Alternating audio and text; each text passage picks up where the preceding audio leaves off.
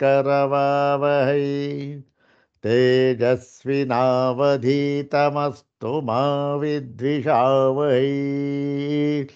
ॐ शान्ति शान्ति शान्ति। ॐ नारायणं पद्मभुवं वसिष्ठं शक्तिं च तत्पुत्रपराशरं च व्यासं शुकं गौडपदं महान्तं गोविन्दयोगीन्द्रमथस्य शिष्यं श्रीशङ्कराचार्यमथस्य पद्मपादं च हस्तामलकं च शिष्यम् तं तोटकं वार्तिककारमन्यान्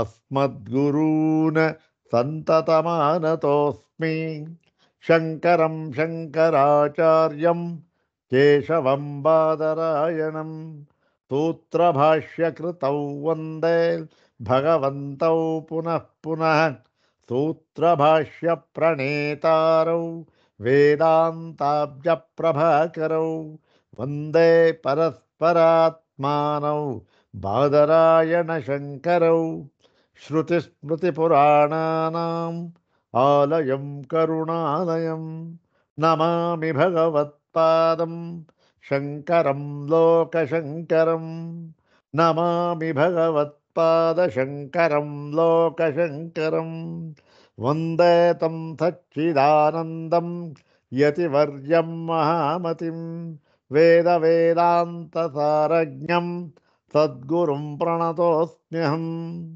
सदाशिवसमारम्भां शङ्कराचार्यमध्यमाम् अस्मदाचार्यपर्यन्तां वन्दे गुरुपरम्पराम्। ॐ नमो ब्रह्मादिभ्यो ब्रह्मविद्यासम्प्रदायकर्तृभ्यो वंशर्षिभ्यो नमो महद्भ्यो नमो गुरुभ्यः सर्वोपप्लवरहितः प्रज्ञानघनः प्रत्यगर्थो ब्रह्मैवाहमस्मि ब्रह्मैवाहमस्मि अधीहि भगवो ब्रह्म श्रीमच्छङ्करभगवत्पूज्यपादमहासद्गुरुभ्यो नमः। श्री श्री सच्चिदानन्देन्द्र सरस्वती सद्गुरुभ्यो नमः। यो ब्रह्माणं विदधाति पूर्वं यो वै वेदांश्च प्रहिणोति तस्मै तन्मदेवमात्मबुद्धिप्रकाशं मुमुक्षुर्वै शरणमहं प्रपद्ये। ॐ शान्ति शान्ति शान्तिः। अग्रे उपस्थितेभ्यः भवद्भ्यः सर्वेभ्यो जिज्ञासुभ्यः सप्रणामं हार्दं स्वागतं व्याहरामि।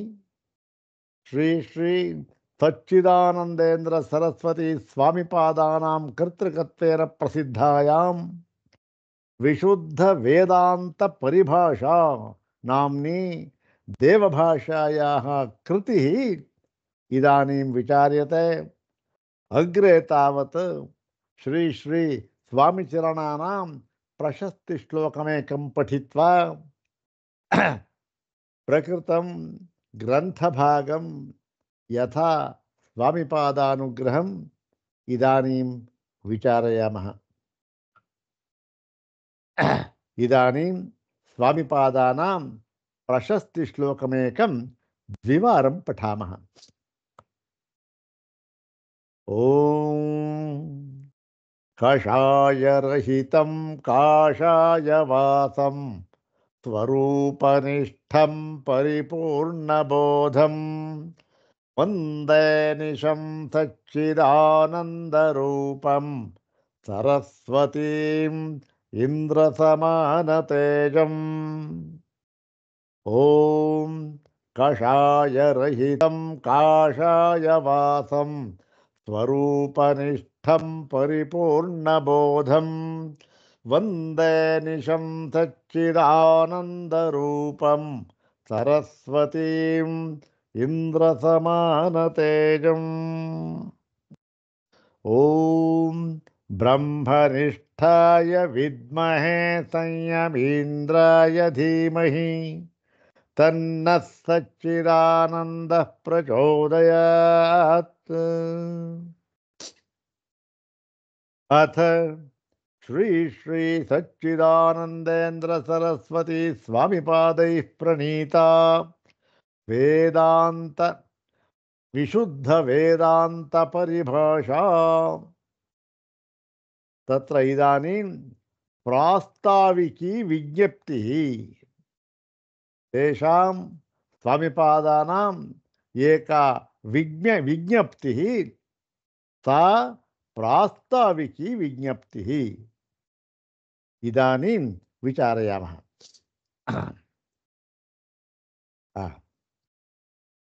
ಹಿಂದಿನ ಭಾಗದಲ್ಲಿ ಈ ಒಂದು ಪರಿಭಾಷೆ ಅಂದರೆ ಏನು, ಅದರ ಏನರ್ಥ, ಯಾವ್ಯಾವ ಪರಿಭಾಷೆಗಳಿವೆ, ಅದನ್ನು ನಾವು ಆ ಒಂದು ಪದವನ್ನು ಆ ಪರಿಭಾಷೆಗೆ ತಕ್ಕಂತೆ ಅರ್ಥ ಮಾಡಿಕೊಳ್ಳಬೇಕೇ ಹೊರತು ಬೇರೆಯ ಪರಿಭಾಷೆಯವರು ಅಲ್ಲಿ ಇರ್ತಕ್ಕಂಥ ಪದ ಅಲ್ಲಿ ಉಪಯೋಗಿಸ್ತಕ್ಕಂಥ ಸಂಪ್ರದಾಯವನ್ನು ಇಲ್ಲಿ ತರಬಾರದು ಅಂತಕ್ಕಂಥದ್ದು ಒಂದು ಮುಖ್ಯವಾದ ಒಂದು ವಿಚಾರವನ್ನು ನಾವು ತಿಳ್ಕೊಂಡ್ವಿ. ಅಂದ್ರೇನು, ಸಮಾನವಾದ ಪದ, ಒಂದೇ ಒಂದು ಸಮಾನವಾದ ಪದ, ಅದು ಎಲ್ಲ ಶಾಸ್ತ್ರಗಳಲ್ಲಿಯೂ ಕೂಡ ಅದನ್ನು ಪ್ರಯೋಗವಾಗಿದೆ ಆ ಒಂದು ಪದ. ಆದರೆ ಆ ಪದಕ್ಕೆ ಅರ್ಥ ಮಾತ್ರ ಅವರವರ ಶಾಸ್ತ್ರಕ್ಕೆ, ಅವರವರ ಶಾಸ್ತ್ರವು ಯಾವ ಸಿದ್ಧಾಂತವನ್ನು ಸಿದ್ಧ ಮಾಡಿ ತೋರಿಸಬೇಕೋ ಆ ಸಿದ್ಧಾಂತದ ಒಂದು ಸಮರ್ಥನೆಗೆ ಅನುಗುಣವಾಗಿ ಆ ಪದಕ್ಕೆ ಅರ್ಥವನ್ನು ಮಾಡಿದ್ದಾರೆ. ಅವರವರು ಅವರವರ ಸಿದ್ಧಾಂತವನ್ನು ಸಮರ್ಥನೆ ಮಾಡುವುದಕ್ಕೆ ಅನುಗುಣವಾಗಿ ಆ ಪದಕ್ಕೆ ಅರ್ಥವನ್ನು ಮಾಡಿದ್ದಾರೆ. ಹೀಗೇನಾಗುತ್ತೆ, ಒಬ್ಬೊಬ್ಬ ದರ್ಶನಕಾರರ ಸಿದ್ಧಾಂತವು ಬೇರೆ ಬೇರೆ ಇರುತ್ತೆ. ಹಾಗಾಗಿ ಸಿದ್ಧಾಂತವೂ ಬೇರೆ ಬೇರೆ, ಮತ್ತೇನು ಆ ಸಿದ್ಧಾಂತದಲ್ಲಿ ಸಮರ್ಥನೆ ಮಾಡಬೇಕಾಗಿರ್ತಕ್ಕಂತಹ ರೀತಿಯೂ ಬೇರೆ ಬೇರೆ. ಹಾಗಾಗಿ ಯಾವುದೋ ಒಂದು ಪದ ಯದ್ಯಪಿ ಎಲ್ಲ ಶಾಸ್ತ್ರಗಳಲ್ಲಿ ಪ್ರಯೋಗವಾಗಿದ್ದರೂ ಕೂಡ ಆಯಾಯ ಶಾಸ್ತ್ರದವರು ಅವರ ಸಿದ್ಧಾಂತಕ್ಕೆ ಅನುಗುಣವಾಗುವಂತೆ ಅರ್ಥವನ್ನು ಮಾಡಿಕೊಂಡಿದ್ದಾರೆ. ಅದು ಸರಿಯಾಗಿದೆ, ನಾವು ತಪ್ಪು ಅಂತ ಹೇಳ್ತಾ ಇಲ್ಲ. ಆದರೆ ಅಲ್ಲಿ ಒಂದು ಶಾಸ್ತ್ರದವರು ಮಾಡಿಕೊಂಡಿರತಕ್ಕಂತಹ ಸಂಪ್ರದಾಯಕ್ಕೆ ಅನುಗುಣವಾಗಿ ಅರ್ಥ ಮಾಡಿಕೊಂಡಿರ್ತಾರಲ್ಲ, ಅದನ್ನು ಇನ್ನೊಂದು ಶಾಸ್ತ್ರದ ಸಂಪ್ರದಾಯದವರು ಅದನ್ನೇ ಉಪಯೋಗಿಸ್ಕೊಂಡು ಬಿಟ್ಟರೆ ಆಗ ಏನಾಗುತ್ತೆ, ಸ್ವಲ್ಪ ವಿರುದ್ಧವಾದ ಒಂದು ಅರ್ಥ ಬರಬಹುದು, ಅಥವಾ ಇನ್ನೇನೋ ವಿಪರೀತ ಪರಿಣಾಮ ಆಗಬಹುದು, ಬೇರೆ ಏನೋ ಪರಿಣಾಮ ಆಗಬಹುದು. ಆದ್ದರಿಂದ ಅದನ್ನು ಮಾಡಬಾರದು ಅಂತ ಹೇಳಿ ಅದಕ್ಕೆ ತಕ್ಕ ಹಾಗೆ ಪ್ರಕೃತ ವೇದಾಂತ ಶಾಸ್ತ್ರದಲ್ಲಿಯೂ ಕೂಡ ಕೆಲವು ಪಾರಿಭಾಷಿಕ ಪದಗಳಿವೆ. ಅವು ಸಮಾನ ಪದಗಳವು, ಎಲ್ಲ ಶಾಸ್ತ್ರಗಳಲ್ಲೂ ಕೂಡ ಉಪಯೋಗವಾಗಿರ್ತಕ್ಕಂತಹ ಪದಗಳು ಅವು. ಹಾಗಾಗಿ ಆ ಪದಕ್ಕೆ ವೇದಾಂತದ ಪರಿಭಾಷೆ, ಅದು ವೇದಾಂತದ ಸಿದ್ಧಾಂತಕ್ಕೆ ಹೊಂದುವಂತೆ ನಾವು ಅದಕ್ಕೆ ಆ ಪದಕ್ಕೆ ಅರ್ಥವನ್ನು ಮಾಡಬೇಕು. ಇದಕ್ಕೆ ಹೆಸರಾಯಿತು ಸಂಪ್ರದಾಯ ಅಂತಂತ. ಇದು ಏನಾಗಿದೆ, ಈ ಸಂಪ್ರದಾಯ ಅಂತಕ್ಕಂಥದ್ದು ಇದು ಆರ್ಷ ಅಂದ್ರೇನು, ಋಷಿಗಳ ಮೂಲಕವಾಗಿ ಬಂದಿರತಕ್ಕಂಥದ್ದು. ಮತ್ತೆ ಹಿರಣ್ಯಗರ್ಭ ಬ್ರಹ್ಮನಿಂದ ಹಿಡಿದು ಇಲ್ಲಿಯವರೆಗೂ ಕೂಡ ಬಂದಿರತಕ್ಕಂಥದ್ದು. ಯಾಕೆ, ವೇದಾಂತ ಶಾಸ್ತ್ರವನ್ನು ಮೊಟ್ಟ ಮೊದಲು ಹಿರಣ್ಯಗರ್ಭ ಅವನು ತಿಳಿದು ಅವನ ಪರಂಪರೆಯಿಂದ ಬಂದಿದೆ. ಹಾಗಾಗಿ ಈ ವಿಶುದ್ಧ ವೇದಾಂತ ಪರಿಭಾಷಾ ಅಂತ ಇದೆಯಲ್ಲ, ಈ ವಿಶುದ್ಧ ವೇದಾಂತ ಪರಿಭಾಷಾ ಅಂತಕ್ಕಂಥದ್ದು, ಈ ವಿಶುದ್ಧ ಅಂತಕ್ಕಂಥ ಪದ ಯಾತಕ್ಕೆ ಬಂದಿದೆ, ಸ್ವಾಮಿಪಾದರು ಯಾತಕ್ಕೆ ಬಳಸಿದ್ದಾರೆ ಅಂದರೆ, ಇಲ್ಲಿ ಯಾವ ಅಹಂಕಾರವೂ ಇಲ್ಲ. ನೋಡ್ರಿ, ಬೇರೆ ಬೇರೆ ಶಾಸ್ತ್ರದವರು ಈ ತರಹ ಹೇಳಿಬಿಟ್ಟಿದ್ದಾರೆ ಯಾವುದಕ್ಕೆ, ಈ ಪದಕ್ಕೆ, ಅದು ಸರಿಯಲ್ಲ, ನಾನು ಹೀಗೆ ಅರ್ಥ ಮಾಡಿ ತೋರಿಸ್ತಾ ಇದ್ದೇನೆ ಅಂತ ಹೇಳುವುದಕ್ಕಾಗಿ ವಿಶುದ್ಧ ಅಂತ ಪದವನ್ನು ಹಾಕಿಲ್ಲ ಸ್ವಾಮಿಪಾದರವರು. ಹಾಗೆ ಹೇಳಿಬಿಟ್ರೆ ಅಪಚಾರವಾಗ್ಬಿಡುತ್ತೆ ಸ್ವಾಮಿಪಾದರಿಗೆ. ಮತ್ತೆ ಯಾತಕ್ಕೆ ಹಾಕಿದ್ದಾರೆ ಅಂತಂದರೆ, ಯಾವುದೋ ಒಂದು ಪರಿಭಾಷಾ ಪದವನ್ನು, ಆ ವೇದಾಂತ ಪರಿಭಾಷಾ ಪದ ಇದೆಯಲ್ಲ, ಅದನ್ನು ವೇದಾಂತ ಸಂಪ್ರದಾಯಕ್ಕೆ ಅನುಗುಣವಾಗಿ ನಾನು ಹೀಗೆ ಅರ್ಥ ಮಾಡಬೇಕು ಎನ್ನುವುದಾಗಿ ಬರೆದಿದ್ದೇನೆ ಅಷ್ಟೆ. ವಿಶುದ್ಧ ಯಾಕಾಯಿತು? ಬೇರೆ ಶಾಸ್ತ್ರದವರು ಆ ಪದಕ್ಕೆ ಅರ್ಥ ಮಾಡಿದ್ದಾರಲ್ಲ, ಅವರ ಸಂಪ್ರದಾಯದ ರೀತಿ, ಅದನ್ನು ನಾನು ಇದು ತೆಗೆದುಕೊಂಡಿಲ್ಲ. ಮತ್ತೆ ಅದನ್ನು ನಾನು ತಪ್ಪು ಅಂತಲೂ ಹೇಳ್ತಾ ಇಲ್ಲ. ಅವರ ಒಂದು ಸಿದ್ಧಾಂತಕ್ಕೆ ಅನುಗುಣವಾಗಿ ಸರಿಯಾಗಿದೆ ಅದು. ಅವರ ಸಿದ್ಧಾಂತಕ್ಕೆ ಅನುಗುಣವಾಗಿ ಸರಿಯಾಗಿದೆ ಅದು. ಅವ್ರು ಹಾಗೇ ಹೇಳಬೇಕು, ಇಲ್ಲಿ ಅವರ ಸಿದ್ಧಾಂತ ಸಮರ್ಥನೆ ಆಗೋದಿಲ್ಲ. ನನ್ನ ಕೆಲಸ ಏನು? ವಿಶುದ್ಧ ಅಂತ ಯಾತಕ್ಕೆ ಹಾಕಿದ್ದೇನೆ ನಾನು? ಯಾಕೆ ಅಂತಂದರೆ, ಈ ಒಂದು ಪದ ಇದೆಯಲ್ಲ, ಅದು ಎಲ್ಲ ಶಾಸ್ತ್ರಗಳಲ್ಲಿಯೂ ಕೂಡ ಸಮಾನವಾಗಿ ಬಳಕೆಯಾಗಿದೆ. ಆ ಸಮಾನವಾಗಿ ಬಳಕೆಯಾಗಿರತಕ್ಕಂಥ ಪದಕ್ಕೆ ವಿಶೇಷವಾಗಿ ವೇದಾಂತ ಶಾಸ್ತ್ರದಲ್ಲಿ ನಾವು ಆ ಪದವನ್ನು ಯಾವ ಅರ್ಥದಲ್ಲಿ ತೆಗೆದುಕೊಳ್ಳಬೇಕು ಎನ್ನುವುದನ್ನು ಇಷ್ಟು ಮಾತ್ರ ಬರೆದಿದ್ದೇನೆ ನಾನು ಅಷ್ಟೆ. ಇಲ್ಲಿ ಅದಕ್ಕೋಸ್ಕರ ಇದು ವಿಶುದ್ಧ. ವಿಶುದ್ಧ ಅಂದರೆ ಏನು? ವೇದಾಂತ ಸಂಪ್ರದಾಯಕ್ಕೆ ಸೀಮಿತವಾಗಿರತಕ್ಕಂಥ ಅರ್ಥವನ್ನು ನಾನು ಮಾಡಿದ್ದೇನೆ ಅಷ್ಟೆ. ಹಾಗಾಗಿ ವೇದಾಂತದ ವಿಚಾರದಲ್ಲಿ ಇದು ವಿಶುದ್ಧವಾಗಿದೆ. ಯಾಕೆ? ಬೇರೆ ಯಾವನು ಸಂಕರವಾಗಿಲ್ಲ, ಬೇರೆ ಶಾಸ್ತ್ರ ಸಂಪ್ರದಾಯ ಸಂಕರವಾಗಿಲ್ಲ. ಆದ್ದರಿಂದ ಅಷ್ಟೇ ಹೊರತು ಅವರು ತಪ್ಪು ಹೇಳಿಬಿಟ್ಟಿದ್ದಾರೆ, ನಾನು ಹೇಳಿದ್ದೀನಿ, ಅವೆಲ್ಲ ಏನೂ ಅಲ್ಲ, ಪ್ರಕೃತ ಅಲ್ಲ. ಹಾಗೆ ಮಾಡುವಾಗ ಏನು ಮಾಡಬೇಕಾಗುತ್ತೆ? ಒಂದೊಂದು ಸರಿ ನೋಡಿ, ಇಲ್ಲಿ ಈ ಅರ್ಥ ಮಾಡಿದ್ದಾರಲ್ಲ, ಇದು ಇಲ್ಲಿಗೆ ಸರಿ ಹೋಗೋದಿಲ್ಲ, ವೇದಾಂತ ಸಂಪ್ರದಾಯಕ್ಕೆ ಸರಿ ಹೋಗೋದಿಲ್ಲ. ಇದು ಯಾವುದಕ್ಕೆ ಸರಿ ಹೋಗೋದು? ಅನ್ಯ ಸಂಪ್ರದಾಯಕ್ಕೆ ಸರಿ ಹೋಗಬಹುದು, ಅದು ನಮಗೆ ಬೇಡ. ಆದ್ದರಿಂದ ಅದನ್ನು ಬಿಟ್ಟು ವೇದಾಂತದ ಸಂಪ್ರದಾಯಕ್ಕೆ ಹೊಂದುವಂತೆ ಇರತಕ್ಕಂಥ ಅರ್ಥವನ್ನು ನಾವು ತೆಗೆದುಕೊಳ್ಳಬೇಕು. ಅದು ಹಾಗಾಗಿ ಇದು ವಿಶುದ್ಧವಾಗಿದೆ ಅಷ್ಟೆ. ವಿಶುದ್ಧ ಅಂದರೆ ವೇದಾಂತಕ್ಕೆ ಮಾತ್ರ ಸೀಮಿತವಾಗಿರತಕ್ಕಂತಹ ಸಂಪ್ರದಾಯಕ್ಕೆ ಬದ್ಧವಾಗಿದೆ ಈ ಅರ್ಥ ಅಷ್ಟೇ. ಇನ್ನೇನು ಬೇರೆ ಕೆಟ್ಟ ಅರ್ಥವಾಗಲಿ, ವಿಶುದ್ಧ ಬೇರೆಯದೆಲ್ಲ ಅಶುದ್ಧ, ನಾನು ಬರೆದಿರೋದು ವಿಶುದ್ಧ ಅಂತ ಅನ್ನುವ ಅಹಂಕಾರವಾಗಲಿ ಏನೂ ಇಲ್ಲ ಇಲ್ಲಿ. ಅದನ್ನು ಮುಂದೆ ಗ್ರಂಥ ಪೂರ್ಣವಾಗಿ ಓದಿ ನಮಗೆ ಗೊತ್ತಾಗುತ್ತೆ. ಮೇಲ್ನೋಟಕ್ಕೆ ಏನ್ರಿ ಎಲ್ಲ ಏನೋ ಹೇಳ್ತಾ, ಅವೆಲ್ಲ ಬೇಡ. ಈಗ ಇನ್ನು ನಮಗೆ ಬೇಕಾದ್ರೆ ಇಷ್ಟೇ, ಯಾವ ಒಂದು ಪೂರ್ವಗ್ರಹವಾಗಲಿ ಅಹಂಕಾರವಾಗಲಿ ಏನು ಇಲ್ಲದೆ ಬರೆದಿರತಕ್ಕಂಥ ಒಂದು ಗ್ರಂಥ ಇದು. ಇಷ್ಟೇ ಇದರ ಅರ್ಥ. ಈ ಪಾರಿಭಾಷಿಕ ಪದಗಳನ್ನು ಆಯಾಯ ಶಾಸ್ತ್ರಕ್ಕೆ ಅನುಗುಣವಾಗಿ ಅವರು ಅರ್ಥ ಮಾಡಿಕೊಂಡಿದ್ದಾರೆ. ಅದೇ ರೀತಿ ನಾನು ವೇದಾಂತ ಸಂಪ್ರದಾಯಕ್ಕೆ, ವೇದಾಂತ ಶಾಸ್ತ್ರಕ್ಕೆ ಅನುಗುಣವಾಗತಕ್ಕಂಥ ಒಂದು ಸಂಪ್ರದಾಯಕ್ಕೆ ಬದ್ಧವಾಗಿ ಅರ್ಥ ಮಾಡಿದ್ದೇನೆ ಅಷ್ಟೆ. ಹಾಗಾಗಿ ವಿಶುದ್ಧ ಇದು ಅಷ್ಟೆ ಅಂತ ಹೇಳಿತ್ತು. ಈಗ ಪ್ರಕೃತ ಇದು ವಿವರಣೆ ಸಾಕಿದೆ ಇಷ್ಟು. ಈಗ ಸ್ವಾಮಿಪಾದರವರು ಈ ಗ್ರಂಥದಲ್ಲಿ ಏನು ನಾನು ಅಡಕ ಮಾಡಿದ್ದೇನೆ, ಈಗ ಇಷ್ಟೆಲ್ಲ ನಾವು 2 ದಿನದಿಂದ ವಿಚಾರ ಮಾಡಿದ್ದನ್ನು ಅವರೂ ಕೂಡ ಸಂಕ್ಷೇಪವಾಗಿ ಇಲ್ಲೇ ಹೇಳಿದ್ದಾರೆ. ಆದರೆ ಕೆಲವನ್ನು ಮಾತ್ರ ನಾನು ಹೇಳಿದೆ ಅಷ್ಟೇ. ಇಲ್ಲಿ ಇದೆಲ್ಲ ಅವರು ಇಲ್ಲಿ ಹೇಳಿದ್ದಾರೆ. ಇವಾಗ ಗ್ರಂಥ ಓದುವಾಗ ಗೊತ್ತಾಗುತ್ತೆ ನಮಗೆ. ನೋಡೋಣ ಏನು ಹೇಳಿದ್ದಾರೆ ಅಂತ. ಪ್ರಾಸ್ತಾವಿಕಿ ವಿಜ್ಞಪ್ತಿ ಮೊಟ್ಟ ಮೊದಲು ಇವತ್ತು ಶುರುವಾಗ್ತಾ ಇದೆ. ಸ್ವಾಮಿಪಾದರವರ ಒಂದು ಅವರ ಬರವಣಿಗೆ, ಅವರ ಲೇಖನ, ಅವರ ಒಂದು ಗ್ರಂಥ ಅದು ಶುರುವಾಗ್ತದೆ. ಪ್ರಾಸ್ತಾವಿಕಿ ವಿಜ್ಞಪ್ತಿ. ಪ್ರಾಸ್ತಾವಿಕಿ ವಿಜ್ಞಪ್ತಿ ಅಂತಂದ್ರೆ ಏನು?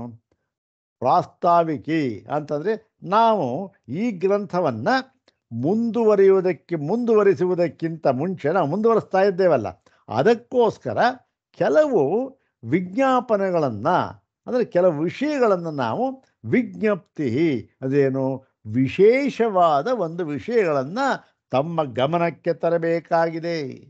ಜ್ಞಪ್ತಿ ಸುಮ್ಮನೆ ಓದೋದಲ್ಲ, ನಿಮ್ಮ ಗಮನಕ್ಕೆ ತರಬೇಕು, ನಿಮ್ಮ ಬುದ್ಧಿಗೆ ಹತ್ತಬೇಕದು.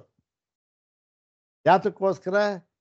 ಈ ಒಂದು ವಿಶುದ್ಧ ವೇದಾಂತ ಪರಿಭಾಷಾ ಎನ್ನುವ ಗ್ರಂಥವನ್ನು ನಾನು ಪ್ರಾರಂಭ ಮಾಡ್ತಾ ಇದ್ದೇನಲ್ಲ, ಆ ಪ್ರಾರಂಭ ಮಾಡ್ತಾ ಇರೋದಕ್ಕೆ ಪೂರ್ವಭಾವಿಯಾಗಿ ಕೆಲವು ವಿಶೇಷ ವಿಷಯಗಳನ್ನು ತಮ್ಮ ಗಮನಕ್ಕೆ ತರಬೇಕು. ಅಂದರೆ ತಮ್ಮ ಬುದ್ಧಿಗೆ ತರುವಂತೆ ಬುದ್ಧಿಗೆ ಬರುವಂತೆ ಆಗಬೇಕದು.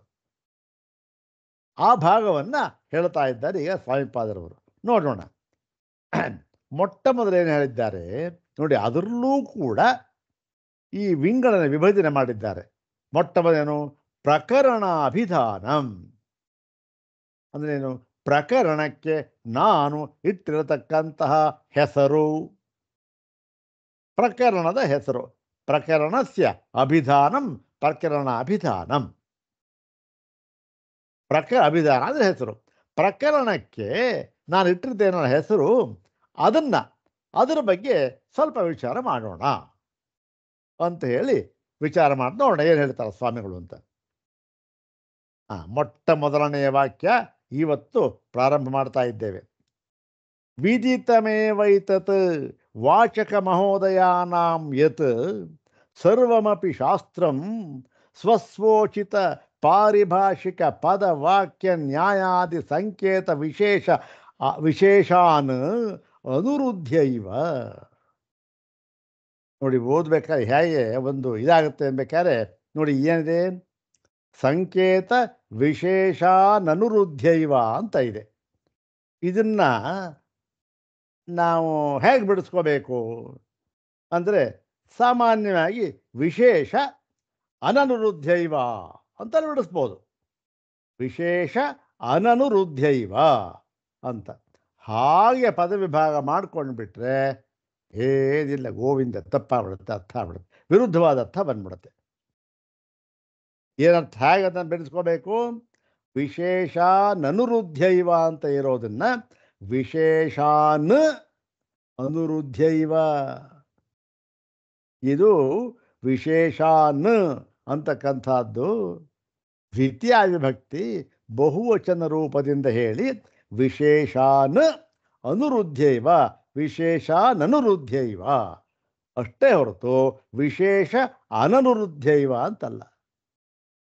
ಅದು ವಿರುದ್ಧವಾದ ಅರ್ಥ ಬಂದ್ಬಿಡುತ್ತೆ. ನೋಡೋಣ. ವಿಶೇಷಾನ್ ಅನುರುದ್ಧೈವ ಸ್ವಸ್ವ ಅಭಿಧೇಯಂ ವಸ್ತು ಪ್ರತಿಪಾದಯಿತು ಪ್ರವರ್ತತ ಇತಿ. ಇದು ಗ್ರಂಥವನ್ನು ಪ್ರಾರಂಭ ಮಾಡಬೇಕಾದ್ರೆ ಒಂದು ಕ್ರಮ. ಇದು ನಾನು ಹೇಳಿದ್ದೆಲ್ಲ, ಪ್ರತಿಯೊಂದು ಭಾಷೆಗೂ ಅದರದ್ದೇ ಆಗಿರ್ತಕ್ಕಂಥ ಒಂದು ಮರ್ಯಾದೆ ಅಂತ ಇರುತ್ತೆ. ಕನ್ನಡ ಭಾಷೆಗೆ ಒಂಥರ ಮರ್ಯಾದೆ, ಇಂಗ್ಲೀಷ್ ಭಾಷೆಗೆ ಒಂಥರ ಮರ್ಯಾದೆ, ಆ ಒಂದು ರೀತಿಯ ಗ್ರಂಥವನ್ನು ಬರಿಬೇಕು. ಇದು ಸಾಮಾನ್ಯವಾಗಿ ಈ ರೀತಿ ಬರಿಬೇಕಿದು. ವಿದಿತಮೈತತ್ ವಾಚಕ ಮಹೋದಯಾನಾಂ ಯತ್ ಅಂದರೆ ಏನು? ಇದರ ಒಂದು ಭಾವ ಏನಾಗುತ್ತೆ, ಪ್ರತಿಪದಾರ್ಥ ಮಾಡಿದ್ರೆ ನಾವು ಈ ಕನ್ನಡದ ಒಂದು ಮರ್ಯಾದೆಗೆ ಅಷ್ಟೊಂದು ಸರಿ ಹೋಗೋದಿಲ್ಲ. ಆದರೂ ಕೂಡ ಮಾಡಿ ನೋಡಿ ಆಮೇಲಿಂದ ಅದನ್ನು ಕನ್ನಡಕ್ಕೆ ತಕ್ಕಂತೆ ನೋಡೋಣ. ಅಂದರೆ ಏನು? ವಿದಿತಮೇವೈತತ್ ವಾಚಕ ಮಹೋದಯಾನಾಂ ಯತ್. ವಾಚಕ ಮಹೋದಯಾನಾಂ ಅಂದರೆ ವಾಚಕ ಇವೆಲ್ಲ ಈ ಏನಂದರೆ ಒಂದು ಮರ್ಯಾದೆ. ಗ್ರಂಥವನ್ನು ಬರಿಬೇಕಾದ್ರೆ ಒಂದು ಮರ್ಯಾದೆ, ಒಂದು ಸಂಪ್ರದಾಯ ಅಂತ ಇರುತ್ತೆ. ಅದಕ್ಕೆ ಅನುಗುಣವಾಗಿ ಬರೆದಿದ್ದಾರೆ ಸ್ವಾಮಿಪಾದರವರು. ವಾಚಕ ಮಹೋದಯಾನಾಂ, ಮಹೋದಯರು ವಾಚಕರುಗಳೆಲ್ಲ ಇರಲಿ. ವಾಚಕ ಮಹೋದಯರುಗಳಲ್ಲಿ ವಾಚಕ ಮಹೋದಯರುಗಳೆಲ್ಲರಿಗೂ ಕೂಡ ವಿದಿತಮೇವ ಏತತ್, ಇದು ಗೊತ್ತಿರತಕ್ಕಂತಹ ವಿಷಯವಾಗಿದೆ. ಮೊಟ್ಟ ಮೊದಲು ಶುರು ಮಾಡಿರೋದು ನೋಡಿ ಹೇಗೆ, ಪಾಸಿಟಿವ್ ಆಗಿ ನೋಡಿ, ವಾಚಕರೇ ನಿಮಗೆ ಗೊತ್ತಿಲ್ಲ ನಾನು ಹೇಳ್ತಾ ಇದ್ದೇನೆ ಅಂತಲ್ಲ. ಗೊತ್ತಿಲ್ಲ ಅನ್ನೋದು ಬೇರೆ ವಿಚಾರ, ಅದು ಮುಂದೆ ಬರಲಿ. ಆದರೂ ಕೂಡ ಮೊಟ್ಟವನ್ನು ಹೇಳಬೇಕಾದ್ರೆ ಗೊತ್ತಿಲ್ಲ ಅಂತ ಹೇಳಬಾರ್ದು. ಯಾವುದು ಗೊತ್ತಿದೆಯೋ ಅದನ್ನು ಹೇಳಬೇಕು. ನೋಡಿ, ಇಂಥ ನಿಮ್ಗೆ ಗೊತ್ತಿದೆ, ಓ ಎಂಥ ಬುದ್ಧಿವಂತ ನೀವು ಅಂತ ಹೇಳಬೇಕು ಅವರಿಗೆ ಅದನ್ನು. ಇದು ವಾಚಕ ಮಹೋದಯರುಗಳಿಗೆ ಎಲ್ಲರಿಗೂ ಗೊತ್ತಿರತಕ್ಕಂತಹ ವಿಷಯವೇ ಆಗಿದೆ. ಯತು ಯಾವುದೆಂದರೆ, ಯಾವುದದು ಅಂದರೆ ಸರ್ವಮಪಿ ಶಾಸ್ತ್ರಂ, ಎಲ್ಲ ಶಾಸ್ತ್ರವೂ ಕೂಡ ಸ್ವಸ್ವೋಚಿತ, ತಮಗೆ ಹೊಂದುವ ತಮಗೆ ಉಚಿತವಾಗಿರತಕ್ಕಂತಹ, ಅಂದರೆ ಏನು, ತಾವು ಹಾಗೆ ತಮಗೆ ಸರಿ ಹೋಗುವಂತಹ ಅಂತ. ಸಾಂಖ್ಯಶಾಸ್ತ್ರ ಇದೆ, ವೈಶೇಷಿಕ ಇದೆ, ನ್ಯಾಯ ಇದೆ, ಬೌದ್ಧ ಇದೆ, ಜೈನ ಇದೆ, ಇನ್ನೊಂದಿದೆ, ಮತ್ತೊಂದಿದೆ, ಪ್ರತಿಯೊಂದು ಇದೆ. ಅವರೆಲ್ಲರೂ ಕೂಡ ತಮಗೆ ಅನುಗುಣವಾಗಿರತಕ್ಕಂತಹ, ತಮಗೆ ಹೊಂದುವಂತಹ ಪಾರಿಭಾಷಿಕ ಪದ, ವಾಕ್ಯ, ನ್ಯಾಯಾದಿ. ಪಾರಿಭಾಷಿಕ ಪದ ಅವರಿಗೆ ಹೊಂದುವಂತಹ ಪದಕ್ಕೇನಾಯಿತು, ಪಾರಿಭಾಷಿಕ ಪದ ಅಂತಾಯಿತು. ಆ ಪಾರಿಭಾಷಿಕ ವಿವರಣೆ ಎಲ್ಲ ಕೊಟ್ಟಿದ್ದಾಗಿದೆಯಲ್ಲ. ಪಾರಿಭಾಷಿಕ ಪದ ಇದೆಯಲ್ಲ, ಆ ಪದ ಮತ್ತು ವಾಕ್ಯ ಮತ್ತು ನ್ಯಾಯ ಇವೇ ಮೊದಲಾದ ಸಂಕೇತ ವಿಶೇಷಾನ್ ಅನುರುದ್ಧೈವ. ಆ ಪದಕ್ಕೆ ಏನರ್ಥ ಅಂದರೆ ಆ ಒಂದು ನ್ಯಾಯಪೂರ್ವಕ ತಮ್ಮ ಸಿದ್ಧಾಂತ ಸಮರ್ಥನೆ ಆಗಬೇಕು.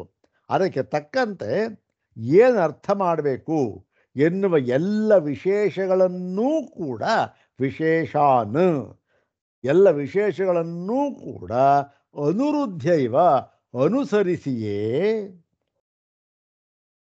ಅಂದರೆ ಅವರವರ ಶಾಸ್ತ್ರಕ್ಕೆ ತಕ್ಕಂತೆ ಏನೇನು ಅದಕ್ಕೆ ಯುಕ್ತಿಗಳಿದೆ ಮತ್ತು ಪ್ರಮಾಣಗಳಿದೆ, ಅವೆಲ್ಲವನ್ನೂ ಕೂಡ ಅನುಸರಿಸಿ, ಅವರಿಗೆ ಹೊಂದುವಂತೆ ಅನುಸರಿಸಿ, ಸ್ವಸ್ವ ಅಭಿಧೇಯಂ ವಸ್ತು, ಅಂದರೆ ತಾವು ಏನನ್ನು ನಿರೂಪಣೆ ಮಾಡಬೇಕು ಅಂತ ಇರ್ತಾರೋ, ತಾವು ಹೇಳಬೇಕು ಅಂತ ಹೊರಟಿರತಕ್ಕಂಥ ವಸ್ತು ಇದೆಯಲ್ಲ, ಆ ವಿಷಯ, ಅದನ್ನು ಪ್ರತಿಪಾದಯಿತು ಪ್ರವರ್ತತೆ ಇತಿ. ಎಲ್ಲ ಶಾಸ್ತ್ರವೂ ಕೂಡ ಇದನ್ನೇ ಮಾಡ್ತಾ ಇರತಕ್ಕಂಥದ್ದು. ತಮ್ಮ ಹೇಳ್ತಾ ಆ ಶಾಸ್ತ್ರಕ್ಕೆ ಅಭಿಧೇಯ, ಅಂದರೆ ಶಾಸ್ತ್ರ ಏನು ಹೇಳಬೇಕು ಅಂತ ಹೊರಟಿದೆಯೋ ಅದನ್ನು ಪ್ರತಿಪಾದನೆ ಮಾಡುತ್ತಿವೆ. ಎಲ್ಲ ಶಾಸ್ತ್ರವೂ ಕೂಡ ಏನು, ತಮ್ಮ ಶಾಸ್ತ್ರಕ್ಕೆ ಒಂದು ಸಾಂಖ್ಯಶಾಸ್ತ್ರ ಇದೆ, ಅಲ್ಲಿ ಒಂದು ಪದ ಇದೆ ಪ್ರಧಾನ ಅಂತ ಇರತಕ್ಕಂಥದ್ದು. ಆ ಪ್ರಧಾನ ಅಂತನ್ನುವ ಪದಕ್ಕೆ ಅಲ್ಲಿ ಅವರು ಸ್ವಸ್ವೋಚಿತ ತಮಗೆ ಬೇಕಾಗಿರತಕ್ಕಂತಹ ಆ ಪಾರಿಭಾಷಿಕ ಪದ ಪ್ರಧಾನ, ಪಾರಿಭಾಷಿಕ ಪದ, ಅದಕ್ಕೆ ಆ ಪದ ವಾಕ್ಯ, ನ್ಯಾಯ. ವಾಕ್ಯ ಅಂದರೆ ಅಲ್ಲಿ ನೋಡಿ ಇಲ್ಲಿ ಹೀಗೆ ಹೇಳಿದ್ದಾರೆ, ಮೀಮಾಂಸಾ ಶಾಸ್ತ್ರ ಹೇಳಿದ್ದಾರೆ, ಅಲ್ಲಿ ಹೀಗೆ ಹೇಳಿದ್ದಾರೆ, ಏನೋ ಒಂದು ಮೀಮಾಂಸಾ ಅಂತ ತಗೋಬೇಕಾದ್ದಿಲ್ಲ, ಸಾಮಾನ್ಯವಾಗಿ ತಗೋಬೋದು. ಅದರಲ್ಲಿ ಪ್ರಮಾಣ ಏನು, ಮತ್ತು ಯಾವ ಅರ್ಥದಲ್ಲಿ ಅಲ್ಲಿ ಬಳಸಿದ್ದಾರೆ, ಮತ್ತು ನಾವು ಮಾಡಬೇಕಾದ ಸಿದ್ಧಾಂತ ಏನು, ಅದಕ್ಕೆ ಹೊಂದಕ್ಕೆ ಆಗುತ್ತೆ ಅರ್ಥ ಇಲ್ವಾ, ಇಂಥದ್ದನ್ನೆಲ್ಲ ವಿಶೇಷ ಇವೆಲ್ಲ. ಇಂತಹ ವಿಶೇಷವನ್ನು ಅನುಸರಿಸಿ ನಾವು ಆ ಶಾಸ್ತ್ರ ಏನು ಹೇಳೋಕೆ ಹೊರಟಿದೆಯಲ್ಲ, ಸಿದ್ಧಾಂತ ಮಾಡೋಕೆ ಹೊರಟಿದೆಯಲ್ಲ, ಅದನ್ನು ಪ್ರತಿಪಾದನೆ ಮಾಡುವುದಕ್ಕೆ ಹೊರಟಿದೆ. ಅದಕ್ಕೆ ಅನುಗುಣವಾಗಿ, ಸಂಪ್ರದಾಯಕ್ಕೆ ಅನುಗುಣವಾಗಿ. ಮತ್ತು ಪರಿಭಾಷಾ ನಾಮ ಪಠಿತೈಕದೇಶಸ್ಥಾ ಸನ್, ಇಲ್ಲಿ ಪರಿಭಾಷಾ ನಾಮ ಪಠಿತೈಕದೇಶಸ್ಥ, ಪರಿಭಾಷಾ ಅಂತ ಐತೆ, ಅದು ನಾವು ಸಿಂಗಿದರೇ ಮಾಡಬೇಕು, ಸನ್ ಅಂತ ಇದೆಯಲ್ಲ. ಪರಿಭಾಷಾ ನಾಮ ಪಠಿತೈಕದೇಶಸ್ಥ ಸನ್ ಅಂದ್ರೇನು, ಪರಿಭಾಷಾ ಅಂತ ಇದ್ದರೆ ನಮ್ಮ ಗ್ರಂಥ ಇದೆಯಲ್ಲ, ಅಲ್ಲಿ ಒಂದು ಕಡೆ ಬಂದಿದೆ, ಅದು ಆ ಒಂದು ಕಡೆ ಆ ಪದವನ್ನು ಉಪಯೋಗಿಸ್ತಾರೆ. ಏನು ಆ ಪದಕ್ಕೆ ಯಾಕೆ ಉಪಯೋಗಿಸ್ತಾರೆ ಅಂದರೆ, ಸ್ವಬುದ್ಧಿ ಜನನ ದ್ವಾರ ಸರ್ವಶಾಸ್ತ್ರಾರ್ಥ ಜ್ಞಾನೋಪಕಾರಕ ಪದಾದಿ ಸಂಕೇತ. ತಾನು ಆ ಪದ ಇದೆಯಲ್ಲ, ಅದು ಸ್ವತಂತ್ರವಾಗಿ ಆ ಏನು ಹೇಳೋದಕ್ಕೆ ಹೊರಟಿದೆ ನೋಡಿ ಶಾಸ್ತ್ರ, ಅದಕ್ಕೆ ಸರಿಯಾಗಿ ಅನುಗುಣವಾಗಿ ತಮ್ಮ ಬುದ್ಧಿಯನ್ನು ಅದಕ್ಕೆ ಹೊಂದಿಸ್ಬೇಕು, ಅದು ಉಂಟು ಮಾಡಬೇಕಾದ್ರು. ಆ ಉಂಟು ಮಾಡುವುದರ ಮೂಲಕ ಏನು ಮಾಡಿದೆ ಅದು ಪದ, ಸರ್ವಶಾಸ್ತ್ರಾರ್ಥ ಎಲ್ಲ ಶಾಸ್ತ್ರಾರ್ಥದ ಜ್ಞಾನವಾಗುವುದಕ್ಕೂ, ಎಲ್ಲ ಶಾಸ್ತ್ರಾರ್ಥ ಇಲ್ಲಿ ಯಾವುದು ಬೇಕಾದ್ರೂ ಆಗ್ಬೋದು, ಆಯಾಯ ಶಾಸ್ತ್ರದಲ್ಲಿ ಹೇಳಿರ್ತಕ್ಕಂತಹ ಜ್ಞಾನವಾಗುವುದಕ್ಕೆ ಉಪಕಾರಕ, ಅದು ಉಪಕಾರಕವಾಗಿ, ಉಪಕರಣ ರೂಪವಾಗಿ ಇರತಕ್ಕಂತಹ ಪದಾದಿ ಸಂಕೇತ, ಪದವೇ ಮುಂತಾದ ಸಂಕೇತ, ಅದು ಗುರುತು. ಆ ಗುರುತಿನಿಂದ ಏನು, ಪ್ರಧಾನ ಅಂತನ್ನುವ ಪದದ ಗುರುತಿನಿಂದ ಏನಾಗುತ್ತೆ, ಸರ್ವಶಾಸ್ತ್ರಾರ್ಥ, ಅಲ್ಲಿ ಏನು ಸಾಂಖ್ಯಶಾಸ್ತ್ರ, ಸಾಂಖ್ಯಶಾಸ್ತ್ರದ ಜ್ಞಾನಕ್ಕೆ ಉಪಕಾರಕವಾಗಿ ಆ ಪದ ಬಂದಿದೆ. ಅದಕ್ಕೆ ಅನುಗುಣವಾಗಿ ಪ್ರಧಾನಕ್ಕೆ ಅರ್ಥವನ್ನು ಮಾಡಿದ್ದಾರೆ. ಯಾರು? ಸಾಂಖ್ಯಶಾಸ್ತ್ರದವರು. ಅವರು ಅವರ ಒಂದು ಸಂಪ್ರದಾಯ ಸರೋಯಿತು. ಸ್ವಾಮಿಗಳ ವಿಶುದ್ಧಾಂತ ಯಾಕೆ ಬಂದಿದ್ದಾರೆ? ಆ ಸಂಪ್ರದಾಯವನ್ನು ವೇದಾಂತದಲ್ಲೂ ಕೂಡ ಪ್ರಧಾನ ಬಂದಿದೆ. ಹೌದ್ ತಾನೆ? ಪ್ರಧಾನ ಬಂದಿರತಕ್ಕ ಇಲ್ಲಿ ಏನು ಅರ್ಥವನ್ನು ಮಾಡಬೇಕು ಅಂತಕ್ಕಂಥದ್ದು ಕೆಲವು ಸ್ಥೂಲವಾಗಿರುತ್ತೆ, ಕೆಲವು ಅತ್ಯಂತ ಸೂಕ್ಷ್ಮವಾದ ಪದಗಳು. ಈಗ ಉದಾಹರಣೆಗೆ ಪ್ರಧಾನ ಅಂತಕ್ಕಂಥದ್ದು ಸ್ಥೂಲವಾದ ಪದ. ಅವ್ರು ಹೇಗೆ ಅರ್ಥ ಮಾಡಿದ್ದಾರೆ, ನಾವು ಹೇಗೆ ಅರ್ಥ ಮಾಡಬೇಕು ಅಂತ ಅನ್ನೋದಕ್ಕೆ ಅಷ್ಟೊಂದು ವಿಚಾರ ಏನು ಬೇಕಿಲ್ಲ. ಸ್ವಲ್ಪ ವೇದಾಂತ ಪರಿಚಯ ಇದ್ರೆ ಸಾಕು. ಆದರೆ ಇನ್ನೊಂದಿದೆಯಲ್ಲ, ಏನು ಬಹಳ ಬಹಳ ಸೂಕ್ಷ್ಮವಾದ ವಿಚಾರ, ಅವಿದ್ಯಾ ಅಂತಕ್ಕಂಥದ್ದು. ಇದು ಮಾತ್ರ ಬಹಳ ಕಷ್ಟ. ಯಾಕೆ? ಅವ್ರ ಸಂಪ್ರದಾಯಕ್ಕೆ ಅವರವರು ಅರ್ಥ ಮಾಡಿದ್ದಾರೆ. ಇಲ್ಲಿ ನಿರ್ಣಯ ಮಾಡೋದೇ ಕಷ್ಟ. ಆ ಥರದ ಆ ಥರ ಪಾರಿಭಾಷಿಕ ಪದಗಳು ಇದೆ, ಈ ಥರದ್ದು ಇವೆ. ಮುಂದೆ ಬರುತ್ತೆ, ನೋಡೋಣ ಅಂತ.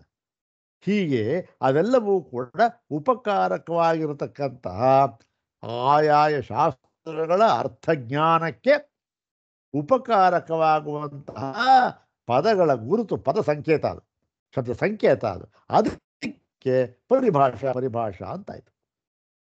ಮತ್ತೆ ವೇದಾಂತ ಶಾಸ್ತ್ರೇಪಿ ಇತರ ಶಾಸ್ತ್ರೇಷ್ವಿವ ಪಾರಿಭಾಷಿಕ ಪದಾದೀನಿ ತತ್ರ ತತ್ರ ಚಕಾಸತಿ ಯೈರ್ವಿಜ್ಞಾತೈರೇವ ಶಾಸ್ತ್ರಾರ್ಥಬೋಧೋ ನಿರ್ವಿಚಿಕಿತ್ಸಂ ಜಾಯೇತ ನಾನ್ಯಥಾ ಇತಿ ಜಿಜ್ಞಾಸುಭಿಃ ಅವಶ್ಯಂ ತದ್ವಿಜ್ಞಾನಂ ಸಂಪಾದಯಿತವ್ಯಂ.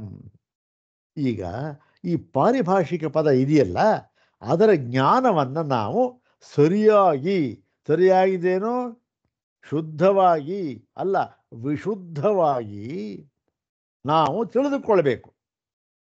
ಯಾತಕ್ಕೆ ತಿಳ್ಕೊಳ್ಬೇಕು ಅದನ್ನು ಹೇಳ್ತಾ ಇದೆ.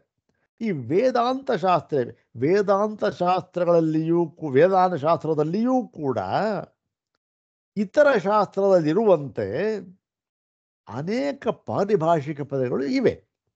ಅಲ್ಲೂ ಇದೆ, ಇಲ್ಲೂ ಇದೆ, ಅಲ್ಲೂ ಇದೆ. ತತ್ರ ಅಲ್ಲಲ್ಲೇ ಪಾರಿಭಾಷಿಕ ಪದಗಳು ಬಂದಿವೆ. ಚಕಾಸತಿ, ಪ್ರಕಾಶಿಸುತ್ತಿವೆ. ಚಕಾಸತಿ ಅಂತಕ್ಕಂಥದ್ದು ಯಾವುದಿದು? ವಚನ. ಚಕಾಸತಿ ಬಹುವಚನ ಪ್ರಯೋಗ. ಯಾತಕ್ಕೆ ಬಹುವಚನ ಪ್ರಯೋಗ ಅಂತಕ್ಕಂಥದ್ದು ನೋಡಿ. ವೇದ ಇತರ ಪಾರಿಭಾಷಿಕ ಪದಾದೀನಿ, ಆದೀನಿ ಬಹುವಚನ, ಆದೀನಿ ಅಂತಿರೋದ್ರಿಂದ ಚಕಾಸತಿ ಅಂತಕ್ಕಂಥದ್ದು ಬಹುವಚನ ರೂಪ. ಚಕಾಸ್ತಿ ಅಂತಕ್ಕಂಥದ್ದು ಏಕವಚನ ರೂಪ. ಇರಲಿ, ಚಕಾಸತಿ. ಮತ್ತೆ ಯೈರ್ವಿಜ್ಞಾತೈರೇವ, ಮತ್ತೆ ಯಾವ ಆ ಪಾರಿಭಾಷಿಕ ಪದವನ್ನು ಉಪಯೋಗಿಸಿದ್ದಾರೆ ವೇದಾಂತ ಶಾಸ್ತ್ರದಲ್ಲಿ, ಅದನ್ನು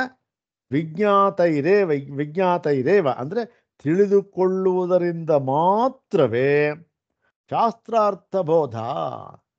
ಆ ವೇದಾಂತ ಶಾಸ್ತ್ರ ಏನು ಹೇಳಬೇಕು ಅಂತ ಹೊರಟಿದೆ ಅದರ ಒಂದು ಅರ್ಥ ಪ್ರಯೋಜನ ನಮಗೆ ಆಗುತ್ತೆ. ಆ ಒಂದು ಪದಕ್ಕೆ ಸರಿಯಾದ ಅರ್ಥ, ವಿಶುದ್ಧವಾದ ಅರ್ಥ ತಿಳ್ಕೊಂಡ್ರೆ ಮಾತ್ರ ಆಗುತ್ತೆ.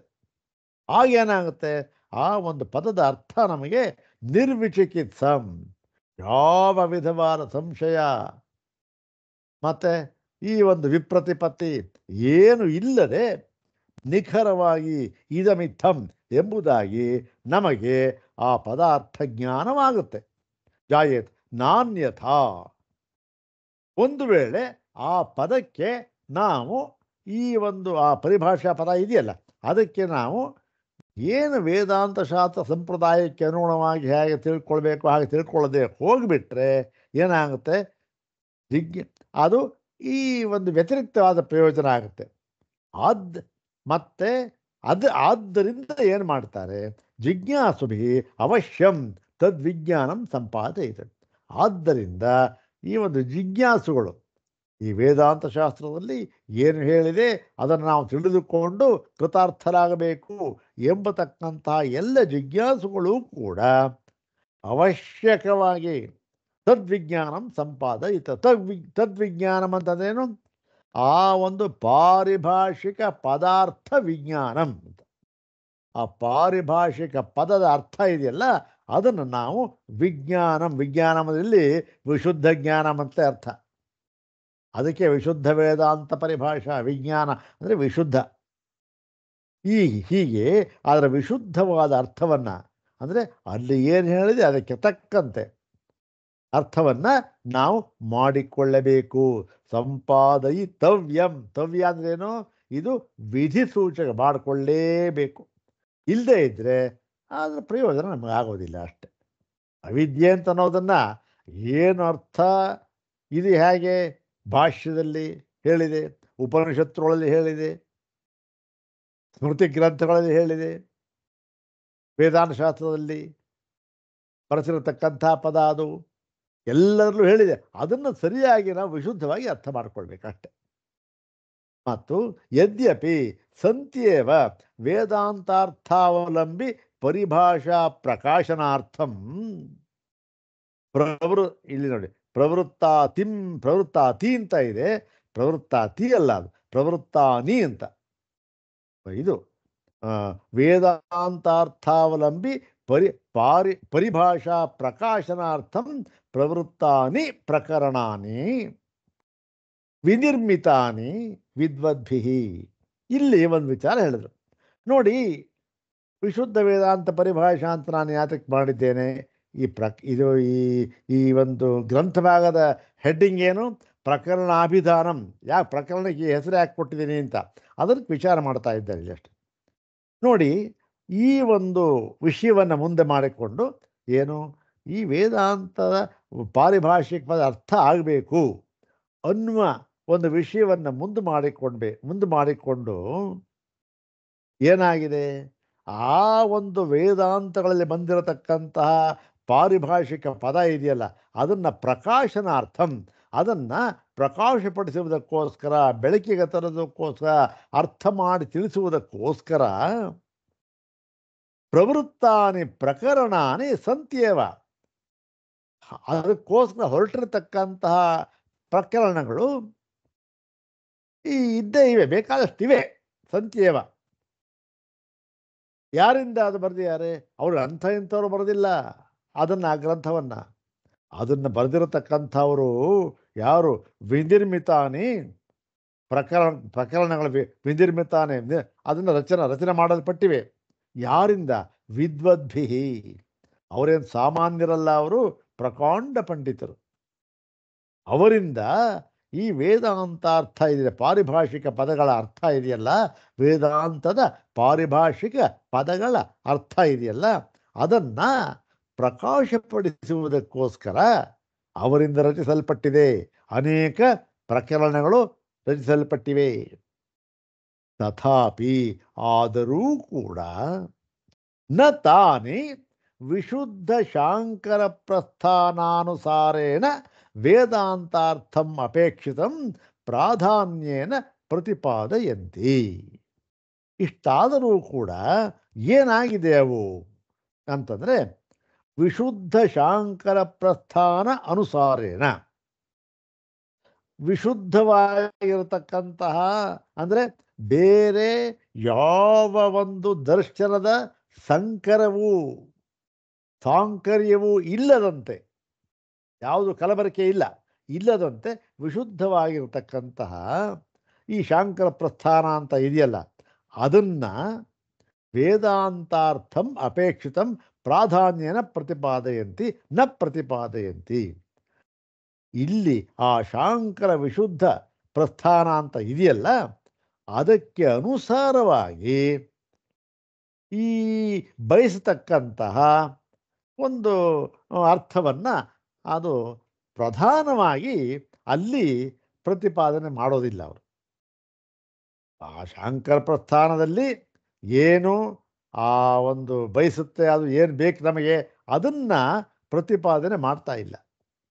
ಹಾಗಾಗಿ ಕಿನ್ನಾಮ ವ್ಯಾಖ್ಯಾನ ಪ್ರಸ್ಥಾನ ಭೇದ ದೃಷ್ಟ್ಯ ಇವೇ ಹಾಗೆ ನೋಡಿ. ಭಾಷ್ಯದಲ್ಲಿ ಬಂದಿರತಕ್ಕಂಥ ಪದಗಳನ್ನು ತೆಗೆದುಕೊಂಡು ಅವೇ ಅದಕ್ಕೆ ಅನುಗುಣವಾಗಿ ಇಲ್ಲ ಅಂದಮೇಲೆ ಇನ್ನು ವ್ಯಾಖ್ಯಾನ ಪ್ರಸ್ಥಾನ ಭೇದ ದೃಷ್ಟಿಯ ವ್ಯಾಖ್ಯಾನ ಭೇದ ಬೇಕಾದಷ್ಟು ಭೇದ ಇದೆ. ಅದೆಲ್ಲ ನಾವು ಇದ್ರಲ್ಲಿ ನೋಡಿದ್ದೀವಲ್ಲ, ಪ್ರತಿಭಿಜ್ಞಾ ಗ್ರಂಥದಲ್ಲಿ ಬೇಕಾದಷ್ಟು ಭೇದ ಇದೆ. ಹಾಗಾಗಿ ಏನಾಗಿದೆ, ಅವರು ಅನುಸರಿಸಿರತಕ್ಕಂಥ ಸಂಪ್ರದಾಯನೂ ಕೂಡ ಬೇರೆ ಬೇರೆ ಬೇರೆ ಬೇರೆ ಅನುಸರಿಸ್ಬಿಟ್ಟಿದ್ದಾರೆ. ಇವರೆಲ್ಲ ಯಾರು? ಇವರೆಲ್ಲರೂ ಕೂಡ ದರ್ಶನಾಂತರದವರಲ್ಲ, ಬೇರೆ ದರ್ಶನದವರಲ್ಲ, ನಮ್ಮ ವೇದಾಂತ ದರ್ಶನದವರೇ. ವ್ಯಾಖ್ಯಾನ ಪ್ರಸ್ಥಾನ ಎಷ್ಟಿದೆ ಅವರವರು ಅನುಸರ್ತಾ ಇರ್ತಕ್ಕ ಪಾರಿಭಾಷಿಕ ಪದ ಅರ್ಥ ಮಾಡಿಬಿಟ್ಟಿದ್ದಾರೆ ಅವರು ತಕ್ಕಂತೆ. ಹೀಗಾಗಿ ಅದಕ್ಕೆ ಉದಾಹರಣೆ ಕೊಡ್ತಾರೆ. ನ್ಯಾಯಶಾಸ್ತ್ರಾದೃತ ಪರಿಭಾಷಾ ಉಪಗಮ್ಯ ಲಕ್ಷ್ಯ ಲಕ್ಷಣ ಪ್ರಮಾಣ ಪ್ರಮೇಯಾದಿ ಅನಪೇಕ್ಷಿತ ನಿರೂಪಣೆಪಿ ಪ್ರವೃತ್ತಾನಿ. ಇದು ಒಂದು ಸ್ವಲ್ಪ ವಿಚಾರಣೀಯವಾದ ವಿಚಾರ ಇದು. ಹೀಗೆ ಏನು ಮಾಡಿ ಒಂದು ದೃಷ್ಟಿಯಿಂದ ನೋಡಿದಾಗ ಏನಾದರೆ, ಅಲ್ಲಿ ವೇದಾಂತ ವಾಕ್ಯಗಳಿಗೆ ಅವರು ಹೇಗೆ ಅರ್ಥ ಮಾಡಬೇಕು, ಆ ಪದಗಳನ್ನು ತಗೊಂಡು ಅರ್ಥ ಮಾಡಬೇಕು. ಅದನ್ನು ಸ್ವಲ್ಪ ಪಕ್ಕಕ್ಕಿಟ್ಟು ಏನು ಮಾಡಿದ್ದಾರೆ, ನ್ಯಾಯಶಾಸ್ತ್ರಾಧೃತ, ಮುಖ್ಯವಾಗಿ ತರ್ಕಶಾಸ್ತ್ರದಲ್ಲಿ ಸ್ವೀಕಾರ ಮಾಡಿರ್ತಕ್ಕಂತಹ ಈ ಒಂದು ಪರಿಭಾಷೆಗಳನ್ನು ತೆಗೆದುಕೊಂಡು, ಯಾವುದು ಅದು ತರ್ಕ ಭಾಷೆಯ ಒಂದು ತರ್ಕಶಾಸ್ತ್ರದ ಪರಿಭಾಷೆಗಳದು, ಅದನ್ನು ತೆಗೆದುಕೊಂಡು ಯಾವುದದು ಅಂದರೆ ಲಕ್ಷ್ಯ ಲಕ್ಷಣ ಪ್ರಮಾಣ ಪ್ರಮೇಯ ಮುಂತಾದವುಗಳು, ಇವೆಲ್ಲ ಯಾವುದು ತರ್ಕಶಾಸ್ತ್ರದ ಪಾರಿಭಾಷಿಕ ಪದಗಳು. ಇದನ್ನು ತಗೊಂಡು ಅನಪೇಕ್ಷಿತ ನಿರೂಪಣೆಪಿ, ಇದು ವೇದಾಂತ ಶಾಸ್ತ್ರಕ್ಕೆ ಅಷ್ಟೊಂದು ಬೇಕಾಗಿಲ್ಲ. ಹಾಗಿರುವಾಗ ಅದನ್ನು ತೆಗೆದುಕೊಂಡು ಇವರ ಗ್ರಂಥಗಳು ಹೊರಟಿವೆ. ಅದನ್ನು ಪರಿಭಾಷೆ ಅಂತ ನಿರೂಪಣೆ ಮಾಡಿ ನೋಡಿ, ಅದರ ಅರ್ಥವನ್ನು ಅದು ತಪ್ಪಲ್ಲ, ಅದು ಅರ್ಥ ಸರಿಯಾಗಿ ಮಾಡಿದ್ದಾರೆ, ಅದರ ಅರ್ಥವನ್ನು ಮಾಡಿದ್ದಾರೆ. ಮತ್ತು ಏನು ಮುಂದೆ ಹೇಳ್ತಾರೆ, ಅವೈದಾಂತಿಕ ತರ್ಕ ಕರ್ಕಶ ಶಬ್ದ ಜಾಲ ಮಹಾರಣ್ಯೇ, ಪದಗಳ ಪುಂಜ ಅದು ಅಷ್ಟೇ ಒಳ್ಳೆ ಇದಾಗಿದೆ. ಅವೈದಾಂತಿಕ ಅಂದರೆ ವೇದಾಂತಕ್ಕೆ ಅನುಗುಣವಾಗಿ ಇಲ್ಲದೆ ಇರತಕ್ಕಂತಹ ಅವೈದಾಂತಿಕ, ಅದು ವೇದಾಂತಕ್ಕೆ ಅನುಗುಣವಾಗಿ ಇಲ್ಲದ ತರ್ಕಶಾಸ್ತ್ರದಲ್ಲಿ ಉಪಯೋಗ ಮಾಡಿರ್ತಕ್ಕಂಥ ಕರ್ಕಶಾಸ್ತ್ರ ಯಾಕೆ ಹೇಳ್ತಾರೆ, ತರ್ಕಶಾಸ್ತ್ರದಲ್ಲಿ ಬರೀ ವಾದ ವಿವಾದ, ಒಬ್ಬ ವಿತಂಡ ಇನ್ನೊಬ್ಬ ಜಲ್ಪ ಇದೆ. ಇದೇನಾಗಿದೆ, ಸುಮ್ಮನೆ ಕರ್ಕಶ. ಈ ಶಬ್ದ ಜಾಲ ಮಹಾರಣ್ಯೇ, ಈ ಶಬ್ದ ಅಂತಕ್ಕಂಥದ್ದು ಜಾಲ ಅಂದರೆ ಬಲೆ, ಆ ಬಲೆ ಮಹಾರಣ್ಯ. ಇದು ಅಲ್ಲಿ ಹೋಗಿ ಸಿಕ್ಕಾಕೊಂಡು ಅವ್ನು ಮುಗಿದೋಯ್ತು, ಬಲೆ ಸಿಕ್ಕಾಕೊಂಡ ಈಚೆಗೆ ಬರೋ ಹಾಗಿಲ್ಲ. ಇಂತಹ ತರ್ಕಶಾಸ್ತ್ರದಲ್ಲಿ ಇರತಕ್ಕಂತಹ ಕರ್ಕಶ ಅಂದರೆ ವೃಥ ತರ್ಕ, ಇಂತಹ ಮಹಾರಣ್ಯದಲ್ಲಿ ಜಿಜ್ಞಾಸುವನ್ನು ಪ್ರವೇಶ್ಯ, ಆ ಜಿಜ್ಞಾಸುಗಳನ್ನು ಅಲ್ಲಿ ಪ್ರವೇಶ ಮಾಡಿಸಿ ವೃಥಾಯಾಸ ಜನೇನ ವ್ಯಥಯಂತಿ, ಸುಮ್ಮನೆ ಅವರಿಗೆ ಜಿಜ್ಞಾಸುಗಳಿಗೆ ಆಯಾಸವನ್ನು ಮಾಡಿ ಅವರನ್ನು ವ್ಯಥೆಪಡಿಸ್ತಾ ಇವೆ ಅಷ್ಟೇ ಆ ಗ್ರಂಥಗಳು. ಇದು ಸ್ವಲ್ಪ ಖಾರವಾಗಿ ನಮಗೆ ತೋರಿದರೂ ಕೂಡ ಮುಂದೆ ಆ ವಿಚಾರ ಬಂದಾಗ ಸ್ವಲ್ಪ ಇದನ್ನು ವಿಚಾರ ಮಾಡೋಣ, ವಿಸ್ತಾರವಾಗಿ ವಿಚಾರ ಮಾಡೋಣ. ಇದನ್ನು ಯಾವ ಒಂದು ಗ್ರಂಥವನ್ನು ಸ್ವಾಮಿಪಾದರು ದೃಷ್ಟಿಯಲ್ಲಿ ಇಟ್ಟುಕೊಂಡು ಹೇಳಿರಬಹುದು. ಇಲ್ಲೇನು ಹೇಳಿದ್ದಾರೆ, ಸಮಾನವಾಗಿ ಹೇಳಿಬಿಟ್ಟಿದ್ದಾರೆ. ವೇದಾಂತ ಅರ್ಥಮಾಗ್ತಿರೋದು ಇಲ್ಲಿ ಬೇಕಾದಷ್ಟು ತರ್ಕ ಈ ಗ್ರಂಥಗಳು ಬಂದಿವೆ. ಅವೆಲ್ಲ ಏನಾಗಿವೆ, ತರ್ಕಶಾಸ್ತ್ರದ ಒಂದು ಪಾರಿಭಾಷಿಕ ಪದಗಳನ್ನು ಇಟ್ಕೊಂಡು ಅದನ್ನು ವಿವರಣೆ ಮಾಡೋಕೆ ಹೊರಟಿದೆ ಅಂತ ಹೇಳಿದ್ದಾರಲ್ಲ. ಇದು ಯಾವ ಶಾಸ್ತ್ರವನ್ನು ಸ್ವಾಮಿಪಾದ ದೃಷ್ಟಿಯಲ್ಲಿ ಇಟ್ಕೊಂಡು ಹೇಳಿದ್ದಾರೆ ಅಂತಕ್ಕಂದರೆ ಅದು ಮುಂದೆ ವಿಚಾರ ಮಾಡೋಣ. ಈಗ ಸುಮ್ಮನೆ ಹೇಳಿರ್ತೇನೆ, ಇದು ವೇದಾಂತ ಪರಿಭಾಷಾ ಅನ್ನುವ ಗ್ರಂಥವನ್ನು ಇಟ್ಕೊಂಡು ಹೇಳಿದ್ದಾರೆ ಅಷ್ಟೆ. ಅದು ಏನೋ ಪ್ರಸಿದ್ಧ, ನಾವು ಹೋದ ಸಲ ವಿಚಾರ ಮಾಡಿದ್ವಲ್ಲ, ಅದ್ಯಾವುದು?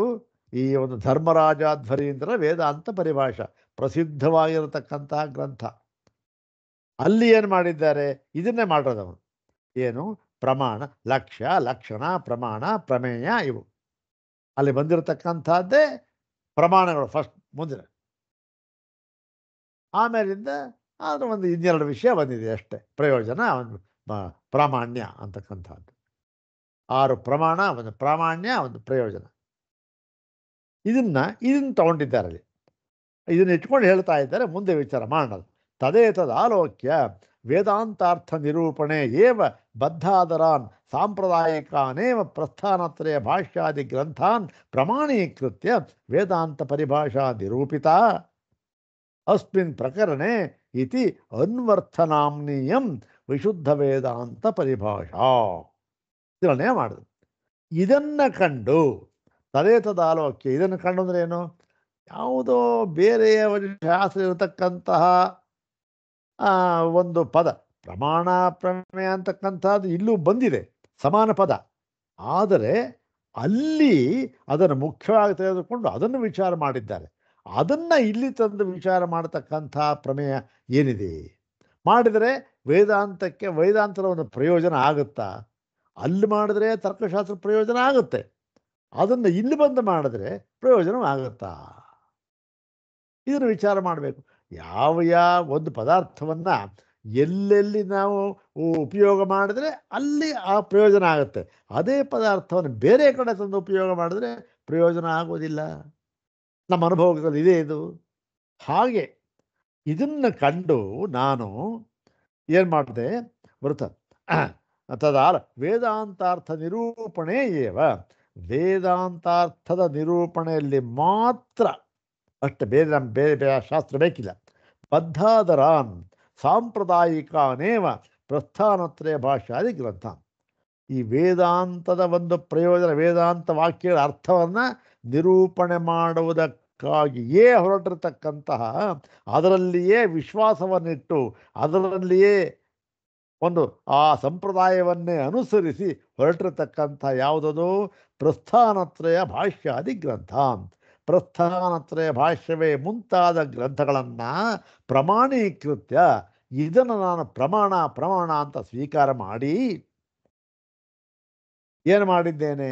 ಈ ವೇದಾಂತ ಪರಿಭಾಷಾ ನಿರೂಪಿತ, ಇದನ್ನು ಪ್ರಮಾಣವಾಗಿ ಇಟ್ಕೊಂಡು ಈ ವೇದಾಂತ ಪರಿಭಾಷೆ ಗ್ರಂಥ ಇದೆಯಲ್ಲ, ಇದು ಆ ಪಾರಿಭಾಷಿಕ ಪದ, ಅದರ ಅರ್ಥ ಅವೆಲ್ಲವನ್ನೂ ಕೂಡ ನಾನು ಮಾಡಿದ್ದೇನೆ.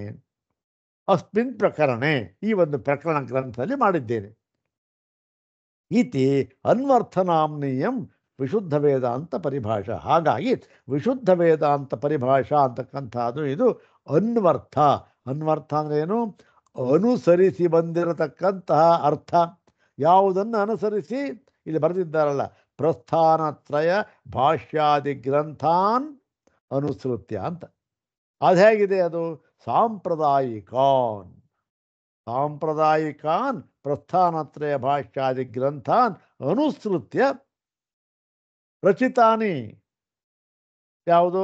ಇಲ್ಲಿ ಪದಾನಿ, ಅದು ಪದಾರ್ಥ ಇದೆಯಲ್ಲ, ಪದಾನಿ ಅಂದರೆ ಪಾರಿಭಾಷಿಕ ಪದಾನಿ ಅಂತ ಹೇಳಿ, ಅದಕ್ಕೋಸ್ಕರ ಆ ಅರ್ಥ ತಿಳಿದು ಹೊರಟದ ಗ್ರಂಥ ಇದೆಯಲ್ಲ, ಇದು ಕೂಡ ಅನ್ವರ್ಥನ, ಅದನ್ನು ಅನುಸರಿಸಿ ಹೊರಟಿರತಕ್ಕಂಥ ಗ್ರಂಥ. ಆದ್ದರಿಂದ ಇದು ವಿಶುದ್ಧ ವೇದಾಂತ ಪರಿಭಾಷಾ ಎಂಬತಕ್ಕಂಥ ಒಂದು ಅಭಿಧಾನ ಹೆಸರಿದೆಯಲ್ಲ, ಇದು ಅನ್ವರ್ಥವಾಗಿದೆ. ಅನ್ವರ್ಥ ಅಂದ್ರೇನು? ಅನುಸರಿಸಿ ಬಂದ ಅರ್ಥವಾಗಿದೆ. ಆ ಒಂದು ಅನುಸರಿಸಿ ಇದನ್ನೇ ಯಾವುದು? ಈ ಪ್ರಸ್ಥಾನತ್ರಯ ಭಾಷ್ಯಾದಿ ಗ್ರಂಥಗಳಲ್ಲಿ ಯಾವ ಒಂದು ಸಂಪ್ರದಾಯವನ್ನು ಅನುಸರಿಸ್ಯಾರೋ ಅದನ್ನು ಅನುಸರಿಸಿ ಬಂದಿರತಕ್ಕಂತಹ ಗ್ರಂಥ ಇದು. ಆದ್ದರಿಂದ ಇದಕ್ಕೆ ಅನ್ವರ್ಥನಾಮ ವಿಶುದ್ಧ ವೇದಾಂತ ಪರಿಭಾಷಾ ಅಂತಕ್ಕಂಥ ಹೆಸರು. ವಿಶುದ್ಧ ಯಾಕೆ ಅದನ್ನು ಹೇಳಿದ್ದೇವಲ್ಲ, ಆ ವಿಶುದ್ಧ ವೇದ ಪರಿಭಾಷಾ ಅಂತ ಹೆಸರು ಅಂತ ಹೇಳಿ ಮೊಟ್ಟ ಮೊದಲು ಪ್ರಕರಣಾಭಿಧಾನಂ ಅಂತ ಇದೆ. ಮತ್ತು ಮುಂದೆ ಹೇಳ್ತಾರೆ, ಇಲ್ಲಿ ಏನು ನಾನು ಹೇಳೋಕೆ ಹೊರಟಿದ್ದೇನೆ, ನಾನು ಈ ಗ್ರಂಥದ ಏನು, ಇವೆಲ್ಲ ಒಂದು ವಿಧದಲ್ಲಿ ಈ ಅನುಬಂಧ ಚತುಷ್ಟಯ ಅಂತಾರಲ್ಲ, ಅದೇ ಇದು. ಮೊದಲಿಗೆ ಅನುಬಂಧ ಎಳ್ಳಲೇಬೇಕು ಪ್ರತಿಯೊಂದು ಕೂಡ. ವಿಷಯ,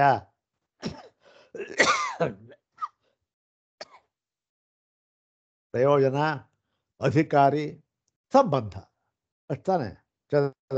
ಆ, ಯಾವುದು ಅನುಬಂಧ ಚತುಷ್ಟಯ.